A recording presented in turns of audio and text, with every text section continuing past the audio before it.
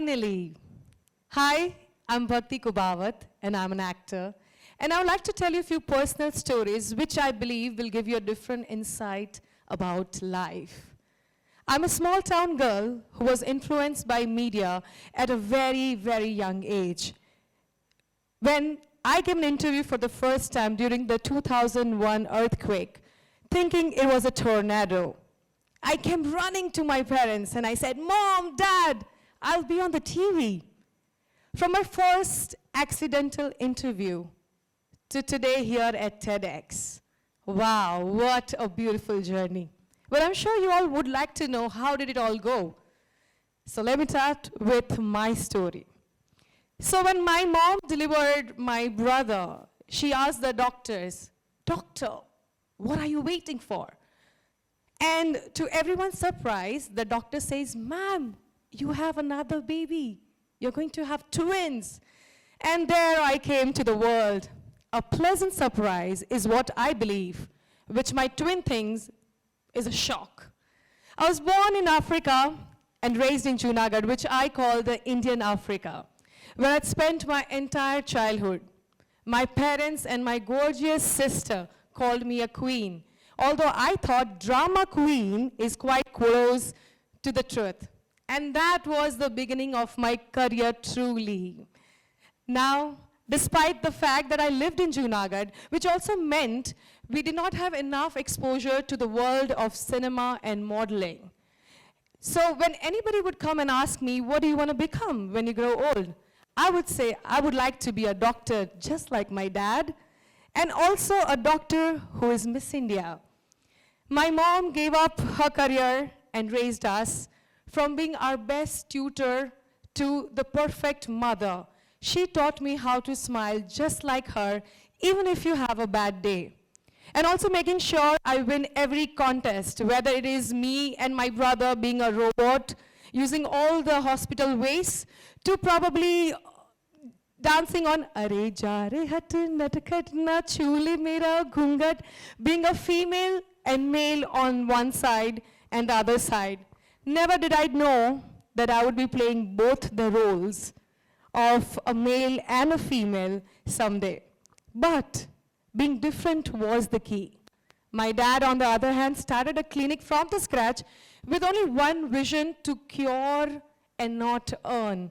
I believe it's very hard in this generation, but I hope some of you take the matter ahead and make sure you cure and earn, but not earn and cure. One thing he never gave up was on meaningful conversations with us, taking to Sasangi, taking all of us over a weekend, and writing. Even if he came home late, he used to pen down his thoughts. By the way, he has recently dubbed a song called Hu Dawa Karu Chu and Dua Karu Chu, and it's absolutely brilliant. Soon we shifted to Baroda as a family tradition, and also for a better education, where I actually found myself. It was during our grand rehearsals for our annual day, I spoke to myself, well, I can dance on the stage, I can act on the stage, but I cannot speak on the stage. I can never host. Seeing and looking at the performance of my fellow friends.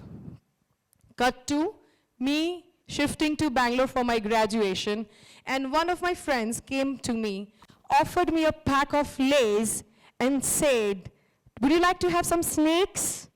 In Gujarat, you say rat or rate, right? And that hit me. I took that statement personally. And that is when I learned my first lesson, the first lesson to have communication and conversations effectively. Of course, we all have fear of communication and having great conversations, and especially in English language, because that is not our mother language.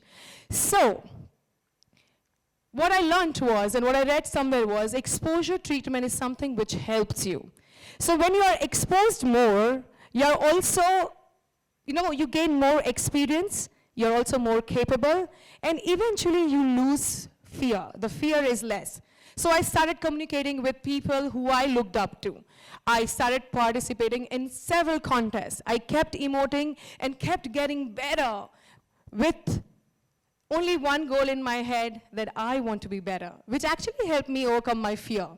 Now I can speak fluently without any fear because I was exposed at various levels on multiple stages, millions of times to speak. But if you ask me to put an IV, which is as simple as it gets in your career, I think I might shiver. My hands might shake. And that is the power of preparations. It was during one of the shows that I hosted in IIM Ahmedabad to help a friend, which actually helped me give my first commercial show. I was surrounded by people like you and in event planners, and that is how I started my journey as an MC. How did I get it? 100% because of preparations. And now comes a very powerful story. I believe power is the ability not just to tell your story to another person, but also to mark that story on that person. It was during the summer breaks where we had come to Junagadh to see our parents, and what I saw was nerve-wracking. My dad, completely bald, not a single hair, and in my head I'm like, okay, he looks like Mogambo. Hum khush nahi hua. Well, I asked my dad, what is up with this look? And he said, hey, this is my new hairstyle. And my mom came to me and gave me the file from a cancer hospital. What I read was the term carcinoma in the reports, and of course, being a doctor's daughter, I know what it meant. My head knew what my father was diagnosed of, but my heart refused to accept. A person who has never had cigarettes, a person who's never into alcohol. Why did he get cancer? I was a kid, and so as a child, I saw jams, I saw laddus getting disappeared from the table of breakfast. My mom stopped eating sweets to probably selling her jewelry. And also we had to sell our wadi, which was at the foothills of Mount Girnar, just to pay the bills for the chemo. From the thousands of savings to the last 1,000 rupees note in my mom's wallet. This transition, and I'm not talking about the Instagram transition, was very harsh on us. And I'm not even adding the house loans and the car loans, which we all have. The heavy lifting was left for the truly braves, my parents, who organized their emotions to answer the hardest questions to us. What if Papa dies? Such so that we could feel safe in an unsafe world, to making sure we finished our studies with no cash crunch in this so expensive world. The only option we all had was to not give up. So after taking every chemo, I still remember my dad doing this. After taking every chemo, after every cycle, he would go down, he would see his patients, he would make sure he earns the money to make the ends meet, not thinking after chemo, after rituximab, or maybe after several cycles, your immunity goes down. And that is how we made it work. And for the first time in life, we felt the feeling of being helpless. Oh, it's the most terrible feeling, and I hope nobody goes through that. But what was the game plan? To make sure there is zero negligence when it came to curing Papa, and also keeping the spirits high. Hey, it's not an illness which goes away in like a week. We had to wait for a year. And all of these stories make me who I am. But to insist on these negative stories is to flatten my experience and to overlook many other stories that actually formed me. It was that time, during the time when we were with Papa, we subscribed to all these fun magazines. And when I call fun magazines, I don't call it Playboy. Fun magazines for me was Femina, Cosmopolitan, and magazine that we would love to read. And in one of the contests in Femina that we had applied, thinking we would win some goodies, because my dad was a good doctor, he caught cancer at the first stage. And because somewhere even I was a drama queen, Papa got better and I got into the cover page of Femina. Can we have the picture, please? That's me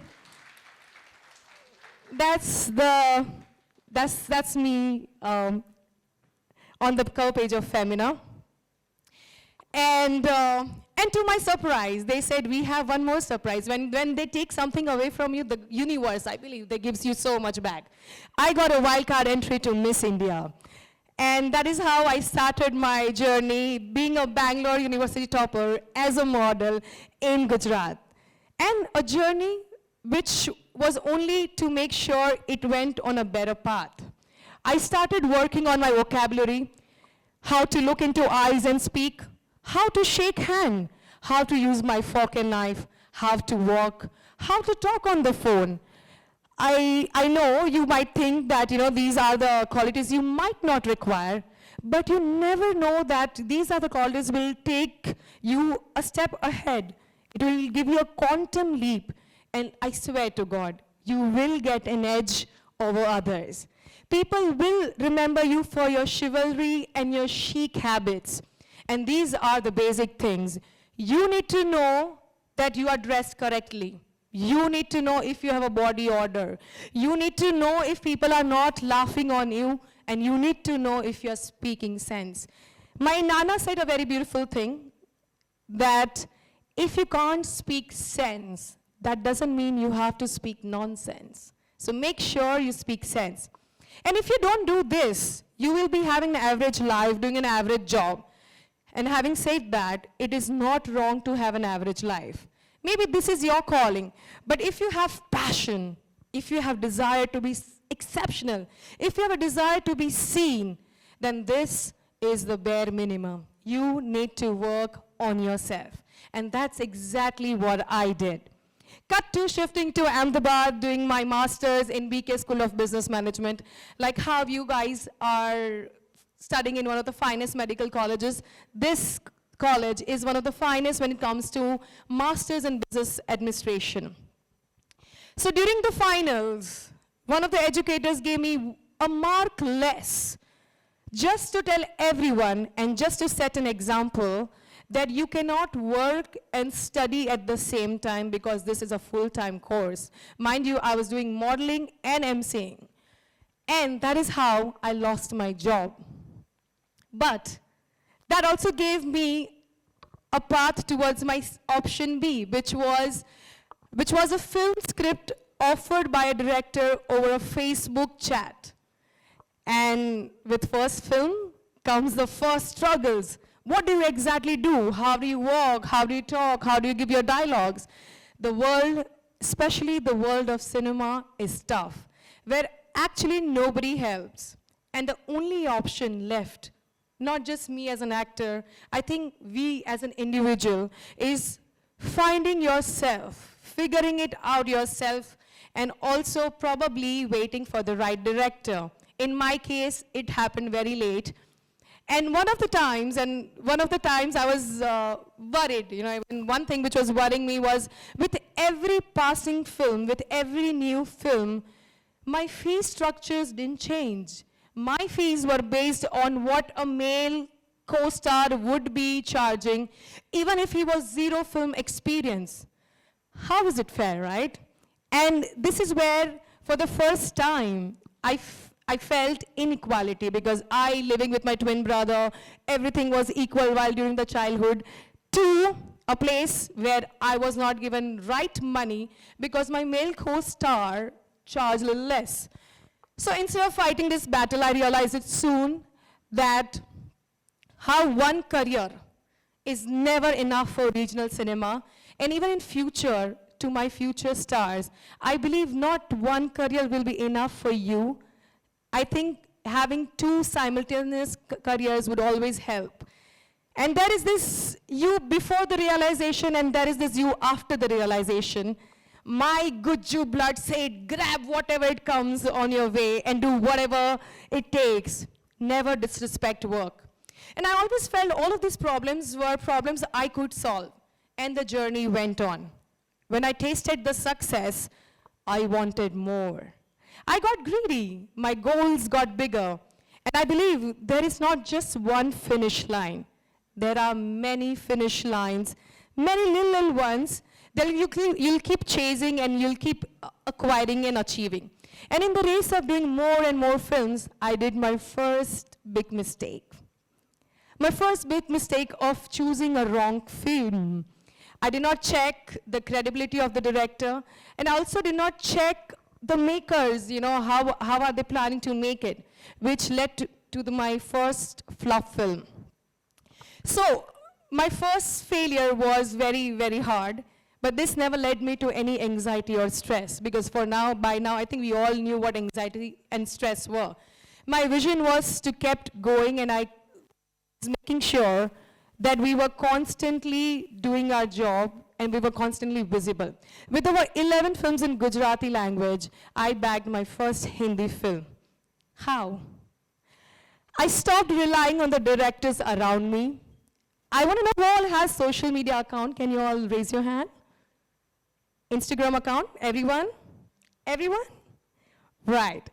And I believe, like we have all Instagram accounts, I also believe all of us are screen performer. And I so consistently told people, I'm here to stay. In the world of social media, I went all ninja. Have you all seen Colgate's and Dairy Milk's ads? Have you all? We all know the best probably toothpaste in the market is Colgate. And the best chocolate in the market is Dairy Milk, right? But still they do ads. Why? Just probably to remind yourself that, hey, we are here, and hey, we are the best. That is exactly what I did on Instagram. I started directing my own videos. I started telling not just Gujarat, but the entire nation and the world that, hey, I'm an actor and I can do a better job. And in today's world, everyone is a screen performer, and everyone, I believe, can be an actor. Now, the question is, how to be screen famous. But before that, my question is how to be a good actor.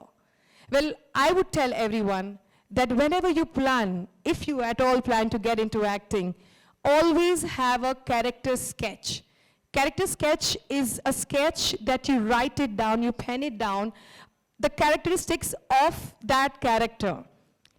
What that character would do in a particular situation. And what I believe is acting is action and reaction. What that character would react during certain situation, or how would that character react, is the actual acting. The pauses are important. The voice modulation is important. And always make sure that you have peace of your heart and peace of you when you are acting. And answering to your previous question, that how to be screen famous, I would say honestly, with utmost honesty, show to the world what you're best at in the most creative way. Also, in this generation, we believe, and I believe, the barrier to entry is almost zero.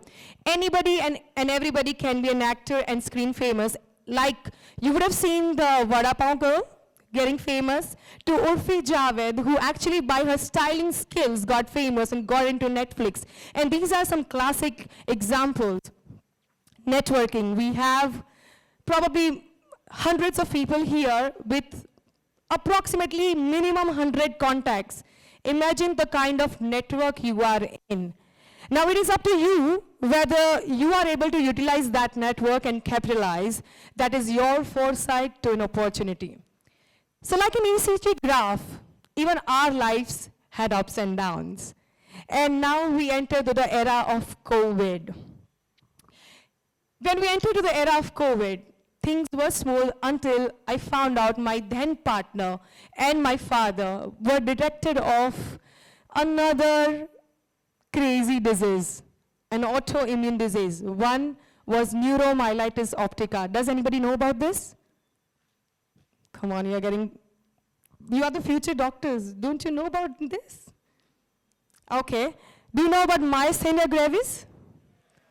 Okay. So I'll take 1 more minute to tell what neuromyelitis optica is. That is an autoimmune disease which attacks your nerves and brains. And after the attack, you either become blind or either become paralyzed. And this happens in 1 or 2 days. That is what my then partner had, and my father was detected of myasthenia gravis. Now imagine hopping floors to take care of the 2 most important men in your life, and also make sure you find the right solution. We were shattered and I was tired. I was not okay. And I can't even imagine what my parents or they would be going through. Soon I realized that I never gave chance to myself to not be okay. You know, of course I'm going to be tired. They say a strong woman can turn her pain into power. But I was tired of being a strong woman. Sometimes I realize that it is okay to be not okay. And my mom soon said that when you're tired, rest, don't quit. Again, my dad's health deteriorated and he went on a ventilator for 40 days with myasthenia gravis and with a lapse. And from that hospitalization, we realized one thing, that dad, for me or for everyone around during that time, was a superhero. From checking his sugar levels to making sure he was helping the patient in the next bed, he never stopped writing and he never stopped helping. But these 40 days of hospitalization taught me my life lessons, which I'm about to share. And I hope this can be the learning from our conversations today for 18 minutes. What we have though? Yeah. What we do not have here, and what I couldn't find here, was that we do not have enough information. We do not have enough data centers where I can call and say, hey, my family is going through an autoimmune disease. What to do? And remember, we are living in a place or living in an era where we are giving emphasis on data and information, so much so that people are paying billions to get data. So as my future doctors that I speak with or speak to, please make sure in your hospitals you have an information center where you can tell your patients and you tell your family, the patient's family, what they are going through. So that was something which I thought is missing, and I had to call Amitabh Bachchan's doctor to get to my dad's cure. That is another story. We also want to make sure that there is a zero error efficiency, and if you have to, or if you want to achieve that, you have to make sure people around you are equally efficient. The third learning I had is nothing about family. There is the phrase which says nothing is constant, but I beg to differ. I believe if there's only one thing constant is your family, and never forget that. We always say, हमारे पास तो बहुत time है, हम बाद में call कर लेंगे, हम ये काम बाद में करते हैं, we'll do it later, but we have very little time. So make sure, do it now. Hospitalizations, or maybe the bad times in your life, is also an auto-filtration process to many of your friends and family. So such bad times is an opportunity to actually find right people around you. They say money can't buy happiness. Well, I say they can. Money can at least buy great hospitalizations and great hospitals, for sure. And COVID was the right time where we actually got to know that, you know, you need to be rich. What I also believe is that success is not when you have abundance of money, ghar, paisa, gaadi. I believe success is when money makes money. You do not have to give your presence to earn. आज अगर मैं film नहीं करूँगी तो मुझे पैसे नहीं आएंगे. Similarly, आप अगर अपनी हॉस्पिटल पे नहीं जाओगे तो you'll not be able to earn. And I think these are the learnings I learned, that you have to have a system which keeps running and keeps generating money.